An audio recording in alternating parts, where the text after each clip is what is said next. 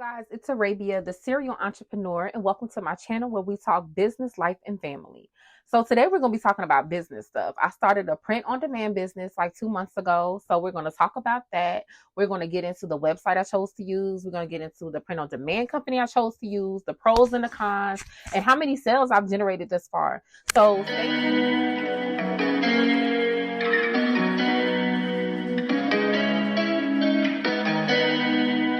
First things first, what made me want to start a print on demand business? I'm a working mom. Like I work around 9 to 5, but I run these side businesses, things that I really enjoy doing. I love being creative. I'm an author. I like doing crafts and things like that. So I know I wanted to maintain a product-based business. Just I didn't have the time to sit and make all this stuff, like sell it and make it and push it. It was just a lot on me. So I kind of scaled back and I was like, well, what is it that I can do where I'm still able to create without having it be such a burden on me to maintain and keep these products in stock? And so I went on the internet, of course, went to YouTube, went to TikTok, and I'm like, okay, print on demand seems like it's a really good deal for me. Like I get to create and I don't have to keep any products on hand. Like all I have to do is submit these designs and then I get like a sample piece and I okay it and it's done. Like after that, like I don't have to hold on to anything. I don't have to make sure that these products are here. They're just there. So knowing that I could really throw myself into the creative aspect of it as opposed to worrying about how I'm going to ship it, how I'm going to get this product, how I'm going to keep this design, really what sold me on print on demand. Like after that, I was ready to go. Just thinking about that, weighing the pros and the cons that way, it was all pros on my end. So that was a great go ahead. It definitely gave me the green light when I got into it and realized that I could just have so much more if I let somebody else deal with this aspect of it and I can focus on the creative side. Me deciding to do print on demand was like a no-brainer. As far as me deciding what niche I wanted to go into, I decided to expand on something I was already doing. Like I'm already an author, and it just made sense for me to expand on that and use that audience that I already had to push my print on demand business. So within the print on demand business, because I already had the books, I wanted to do like merch, like a merchandise line to go with the genre that I write in. So I'm an urban fiction author, of course. So I decided to do like totes, and I decided to do t-shirts, and I decided to do like mugs and notebooks. Like I went crazy, and we're going to get into how you should not do that in another video. But I wanted to get like all the merchandise and just make it in a whole accessory. So I use Wix for my website host, and they have the integration that you could use with Printful. As I told y'all, I use Printful for my print on demand, but they have other print on demand businesses as well. So I would definitely say do your research. If you already have a website, you definitely want to use somebody that you can link, so when they get the orders, it'll just come through. But yeah, for me, Printful was the easiest to use.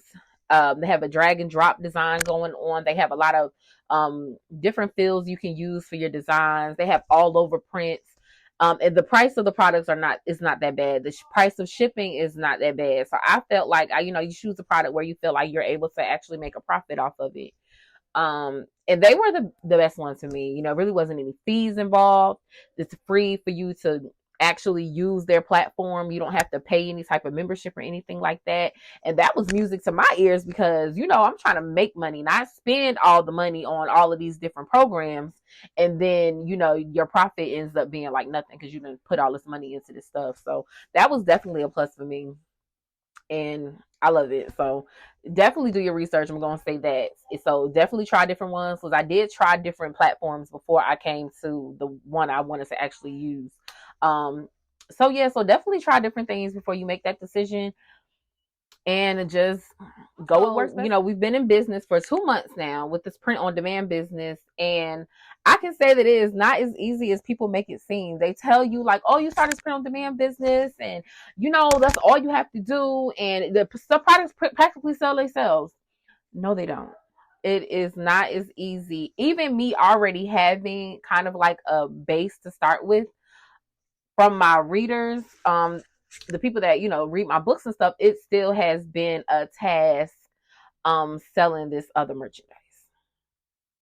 So I decided on product wise, I decided to eventually I narrowed my products down. I narrowed my products down to totes, t-shirts, and buttons. I sell buttons like these. They're like this, the two different sizes that I have. And then I sell totes. So we have book totes like this. It says currently in love with a book. And I have like a bunch of different designs online. That's the beauty of print on demand, is that you just have a bunch of different things that you can do. I have ones like this. This is my favorite authors. Black. So like this. Like my book bay is the Thug. F a Gentleman. We love that type of stuff. You know, the urban genre is what it is. Some little fun ones like these. So this is what I decided to sell as my merchandise, which is really good because you don't really find book totes and things that caters to the urban brand. So I'm very happy about these. Very proud of them. So I was able to create all of my tote designs and my t-shirt designs actually in Canva. You do the design and let me know if you all want a separate video on that, because I can definitely make one, get one of those out.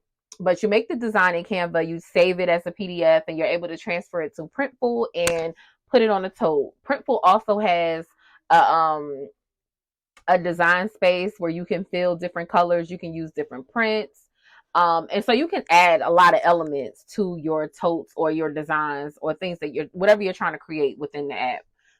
So it's so user friendly. I promise y'all, it's not hard at all. But I will say, when it gets to like pros and cons of the print on demand, I mean, I say the pros are that you have that creative freedom. You don't have to keep any products on hand. You don't have to worry about shipping it out to people. So that is definitely the plus. Like the products are definitely get samples. Always get samples. I have 30 designs. You don't have to get a sample of each design. I wouldn't say do that, but for each collection, I have one of each collection, so I can see how the bag is going to look, how it prints. You definitely want to know, because you just want to know, because you're not shipping the products out, you don't get an opportunity to see what it looks like. So you have to get one. You have to get your samples. I cannot stress that enough, getting your samples. A con would be, I think I kind of went overboard with the products. A con would definitely be the shipping. I think is the biggest con. The biggest con to print on demand is definitely the shipping prices. And the shipping prices that the print on demand company is going to charge you to ship the products. The shipping is not per order, it's per item. So you have to factor all of that into your selling price. And that's when I said, like, I said earlier that I had all these products I wanted to sell because they were all available. And I'm like, sure, I want to do mugs, I want to do t-shirts, I want to do tote bags, I want to do buttons. I wanted to do all of this stuff, not thinking that the shipping is per item. So it really killed me in profit. So I definitely scaled back. So that's definitely the con. That is like the biggest con I can think of. That's the shipping. So be mindful of your pricing points. Be mindful of the products, how much it's going to cost. Make sure you're accounting for shipping on every item. And I'm shaking my screen by doing that. I'm sorry. But make sure you're accounting for shipping on every item, because it will tank you when it comes to your profit. So let's get down to the good stuff. So in 2 months, I've gotten 3 orders. Okay, I'm not tripping, because we are still a new business and you have to gain that type of trust when you're changing products. So I'm very excited about my 3 orders. I've made $173 in revenue with my new business. And I think from here it can only go up. Like, we're working on marketing, getting much better. We've been using TikTok, Facebook, Instagram as platforms. I think we see a lot more success on TikTok because it's easier for you to get views and to get your business noticed. We tried to do a TikTok shop. That didn't quite work out too well. I'll do a separate video on that as well, like trying to start a TikTok shop, because that was crazy. Okay, so looking at my website analytics, as you can see, since I think I started this website at like the end of June. So I did a 90-day So I did a 90-day analytics. As you can see, it has like the sessions over time, how many site sessions, how many unique visitors. The average session is like how long they stayed on your website. My main traffic source comes from my Linktree. I have that everywhere, a lot of directs. But Linktree is where I get the most of my people from because I kind of link all of my stuff in one place. Um, yeah, so most of the people come to the mobile. So when you're making your website, make sure you're focusing a lot on your mobile presentation because a lot of people are using the mobile website. Unique visitors versus returning visitors. And sessions by countries where they're shopping from. A lot of people, of course, in the United States, because where I'm based, international shipping yet, because maybe if I can't sell in the United States, I don't need to be trying to sell nothing overseas. But eventually that'll be coming soon. But yeah, so you look at this site analytics and try to learn from our previous mistakes and what's driving traffic and what's not driving traffic. As I don't know what happened on July 6th, but I had like 14 people in one day, so I was really excited about that. And I don't know what happened. I mean, that was July 6th, and what day is this? And September 7th, I had 10 people actually. So I don't know what happened on them days, but I want to find out what happened on those particular days where I had 10 people online. So, I mean, some people will look at this and say, girl, close that business. But no, we are just getting started. We are only 2 months in. So we are definitely giving ourselves time to grow, pacing ourselves, learning from trial and error.